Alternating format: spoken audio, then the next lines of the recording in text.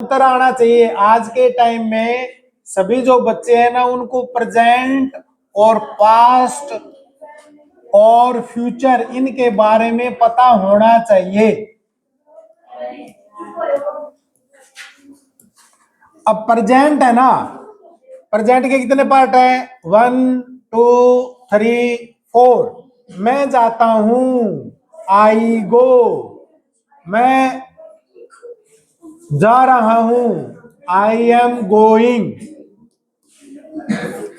मैं जा चुका हूं, आई हैव गोन। मैं तो यहां से जा चुका हूं, ठीक है ना।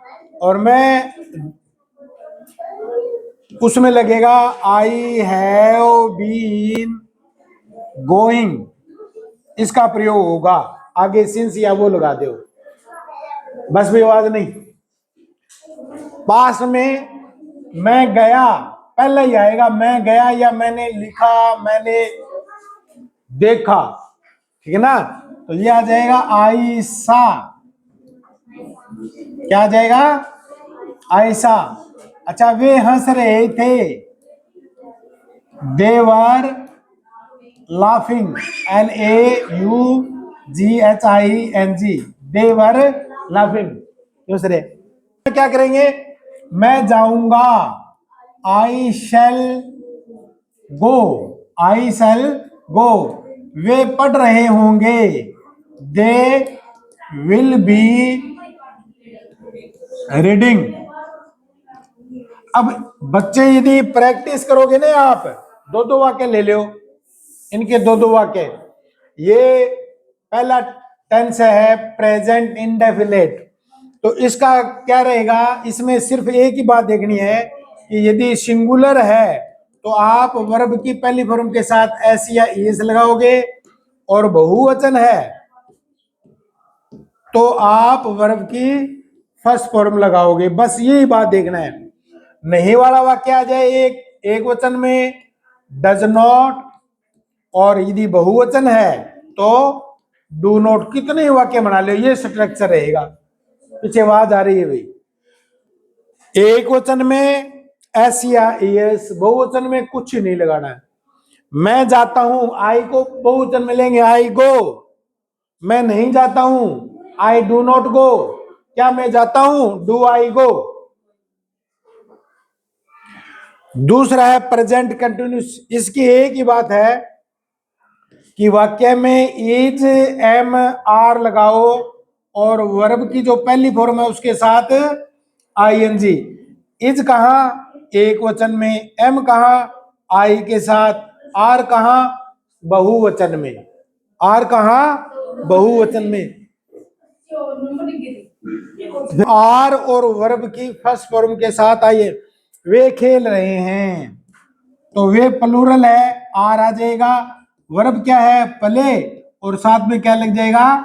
आईएनजी। वे खेल रहे हैं। इज एम आर कौन सा टेंस है? ये है प्रेजेंट कंटिन्यूस टेंस। कौन सा है? Present continuous tense. अब है पास्ट, मैंने देखा। अब ये वाक्य एक ही नहीं है, मैंने देखा। ये सा है, कैसे आया भाई? वर्ब की पहली फॉर्म है सी, दूसरी है सा, और तीसरी है सीन। अब पास्ट टेंस, कोई भी काम पास्ट में हो तो उसमें वर्ब की सेकंड फॉर्म लगानी है। मैंने देखा, आई सा, ये सेकंड फॉर्म लगा दी।